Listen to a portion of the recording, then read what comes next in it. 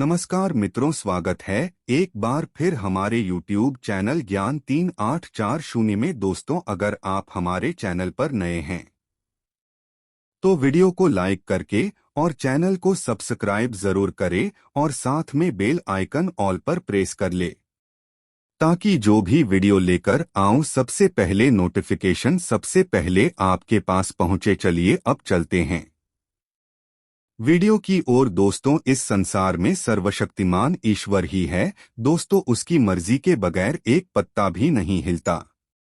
ये बात सिद्ध हो चुकी है कि भले ही वो दिखाई नहीं देता, पर वो अप्रत्यक्ष रूप से इस संसार के कण कण में व्याप्त हैं। और ये बातें भी सच है कि हम में से कुछ लोग तो भाग्यशाली होते हैं, क्योंकि उन पर ईश्वर और उसके कर्मों की भी कृपा सदैव उसके साथ होती है।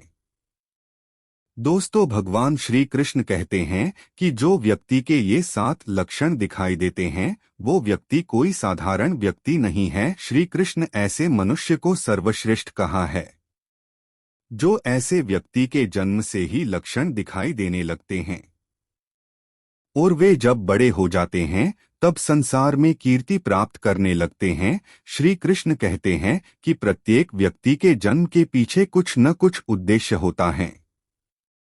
मनुष्य को मनुष्य योनि में जन्म लेना कोई साधारण बात नहीं है। 84 लाख योनियों में से सबसे सर्वश्रेष्ठ मनुष्य योनि ही मानी जाती हैं। दोस्तों, मनुष्य का जन्म लेकर प्राणी जो कार्य कर सकता है, वो कार्य किसी अन्य योनि में जन्म लेकर नहीं कर सकता। इसलिए मनुष्य को ईश्वर से प्रेम करना चाहिए और उन्हें हमेशा सुख या दुख मिले, लेकिन ईश्वर को हमेशा याद करना चाहिए। मित्रों, भगवान जो करते हैं वो तुम्हारे साथ अच्छा ही करते हैं। वो कभी भी आपके साथ अन्याय नहीं होने देंगे, इसलिए ईश्वर को हमेशा याद करना। इसलिए आपको ईश्वर ने मनुष्य योनि में भेजा है, तो ऐसे कर्म करो जो आपको ईश्वर और अधिक खुश रखे। मित्रों, गरीब व्यक्ति की सहायता करो, चाहे वो व्यक्ति हो या फिर कोई पशु पक्षी। सबकी सहायता करो जो आपके करने लायक हो, वो आप उसके मदद करो। जो आप दूसरे की मदद करोगे तो ईश्वर आपका भला अवश्य करेंगे। दोस्तों, जो व्यक्ति जानवरों की जैसा बर्ताव करते हैं वो जीवन में कभी खुश नहीं रहते हैं।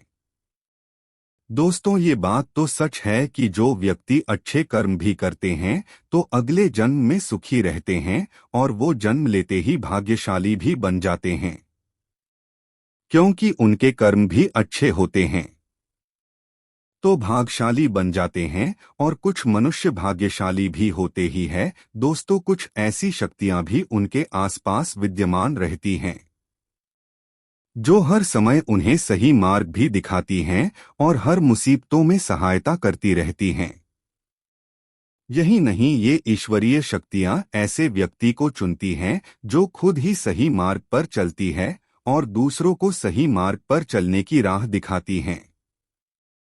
और ये आप कैसे जान सकते हैं कि आपके पास ये ऐसी अलौकिक शक्ति है जो सदैव आपकी भी रक्षा कर रही हैं, जो आपको कई बार मौत के मुंह से बचा कर ले आती हैं। चाहे वो दुर्घटना से हो या फिर कोई दुख मुसीबत से, सब में आपकी ये अलौकिक शक्ति रक्षा करेगी, जो आप महसूस नहीं करते, लेकिन हर सब में आपकी रक्षा कर रही हैं।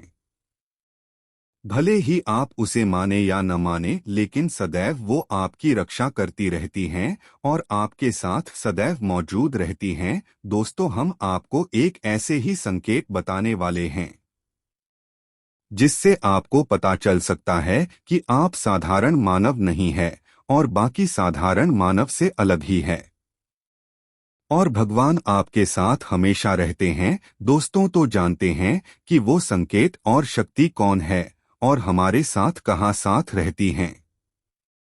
दोस्तों, श्री कृष्ण कहते हैं कि जो व्यक्ति किसी भी कार्य को करते समय दुख सुख का विचार नहीं करता है, चाहे सर्दी हो या गर्मी हो, वो अपने कार्य को बीच में नहीं छोड़ता है।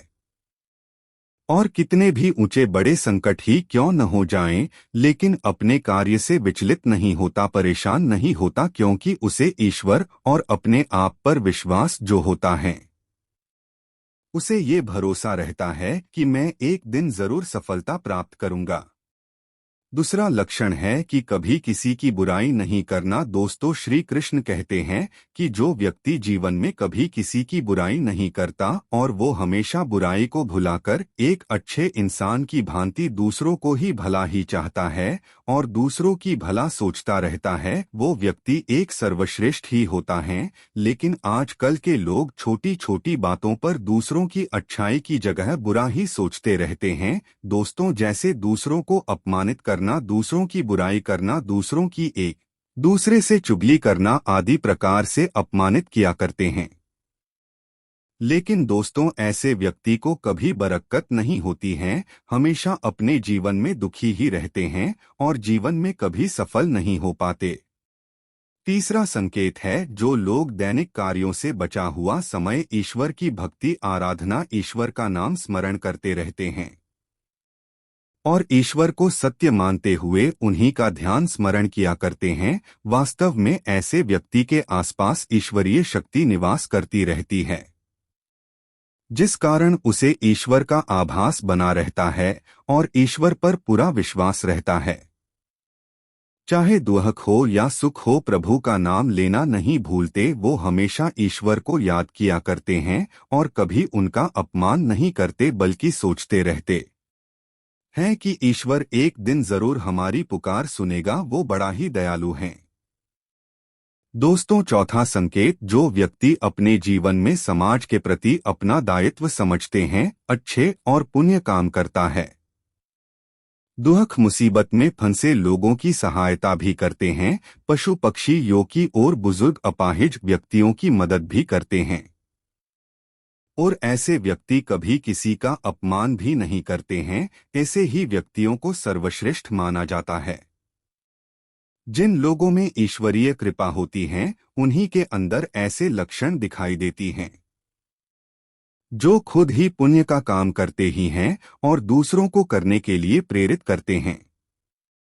दोस्तों, पांचवा संकेत में श्री कृष्ण कहते हैं कि जो व्यक्ति दूसरे के साथ अन्याय नहीं करता और दूसरों का धन नहीं हड़पता और कभी भी दूसरों की मजबूरी का फायदा नहीं उठाता, वो व्यक्ति श्रेष्ठ होता है। जो व्यक्ति कभी भी किसी के साथ व आजीविका पर चोट नहीं पहुंचता और न ही किसी से लड़ाई झगड़ा करता, वही मनुष्य संसार में कीर्ति पाता है। छठा संकेत, पूर्वाभास होना। संसार में कुछ ही लोगों के पास ऐसी शक्ति प्रदान होती है जिससे भविष्य में होने वाली घटनाओं का आभास पहले ही करवा देती हैं, जिससे जीवन में कुछ परिवर्तन हो जाता है और उन्हें पहले ही पता चल जाता है और कुछ संकेत दिखाई देने लगता है और मन में बेचैनी सी पहले ही महसूस होने लगती हैं। मन व्याकुल होने लगता है कि हमारे साथ ये कुछ न हो जाए, यानी मन घबरा जाता है। प्रकृति के कुछ ऐसे इन्हें भविष्य दिखाई देने लगता है कि कुछ हमारे साथ बड़ा होने वाला है। तो आखिरकार ये लोग पहले से ही सावधान हो जाते हैं, इन्हें तत्व संकेत माना जाता है। कुछ लोगों के पास एक विशिष्ट सुगंध का अनुभव होता है कि जैसे ऐसा लगता है कि सुगंधित पुष्प, फूल, धूप, अगरबत्ती के कपूर जैसी पवित्र सुगंध का झोंका सा हवा में तैरता हुआ महसूस होता है।